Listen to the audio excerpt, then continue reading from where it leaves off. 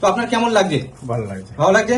এই দেখতে পাচ্ছেন আমরা স্যারকে ট্রেনিং দিচ্ছি যে কিভাবে লাগাতে হয় না লাগাতে হয়। দেখুন টেপ খোলার পরে এই পোর্শনটায় দেখবেন আপনার আঠা লেগে আছে, এটা থাকবে আপনার কাছে সলভেন্ট C22, ওটা একটু তুলোয় বা কাপড়ে করে নেবেন, নিয়ে এগুলো ঘষবেন, আঠাটা উঠে যাবে আপনার। সেম ওই প্যাচের মধ্যেও বেসের মধ্যে আঠা লেগে থাকবে, ওটাতেও স্প্রে করে একটু তুলো বা কাপড় দিয়ে ঘষবেন, আঠাটা উঠে যাবে। এটা কিন্তু মাস্ট করতেই হবে। এই যে চুলটা আছে, দাড়ি কাটার রেজার বা ট্রিমার দিয়ে এই চুলটা যেরকম আছে ততটা লম্বা কেটে নিতে হবে। এবার সামনেটা তো আপনি কাটতে পারবেন, পেছনে আপনি কি করে কাটবেন? আপনার এই আঙুলটা আপনি এখানে এরকম ধরবেন, দেখবেন আপনি বুঝতে পারবেন যে কোথায় আপনার চুলটা শেষ হচ্ছে। তো যেখানে আপনার চুল শেষ ওখান থেকে আপনি এরকমভাবে রেজার বা ট্রিমার চালিয়ে নেবেন।